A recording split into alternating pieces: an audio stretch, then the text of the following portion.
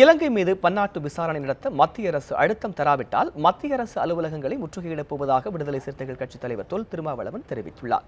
சென்னையில் விடுதலை சிறுத்தைகள் கட்சித் தலைவர் திருமாவளவன், தமிழக வாழ்வுரிமை கட்சி நிறுவனர் வேல்முருகன், குளத்தூர் மணி ஆகியோர் கூட்டாக செய்தியாளர்களை சந்தித்தனர். இலங்கையில் ஆட்சி மாற்றம் வந்தாலும் அநீதி தொடர்வதாக தெரிவித்த அவர்கள், மறு கட்டுமானம் தொடர்பாக சிறிசேனா அரசு பொய்யான தோற்றத்தை ஏற்படுத்துவதாக குற்றம் சாட்டினர். நியூயார்க்கில் 60 நாடுகள் கலந்து கொண்ட கூட்டத்தில் தமிழ் மக்களுக்கு அனைத்து வகையிலும் சுதந்திரம் அளிப்பதாக பொய்யான தகவலை பரப்பியுள்ளதாக தெரிவித்த அவர்கள், பன்னாட்டு விசாரணை தொடர்பாக நடவடிக்கை எடுக்க தவறினால் மத்திய அரசு அலுவலகங்களை முற்றுகையிடுவோம் என்றும் தெரிவித்தனர்.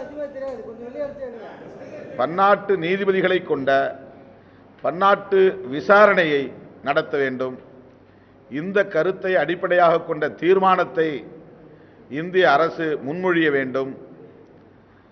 சர்வதேச நாடுகளிடம் அழுத்தம் கொடுக்க வேண்டும் என்று தமிழ் மக்களின் சார்பில் நாங்கள் வலியுறுத்துகிறோம்.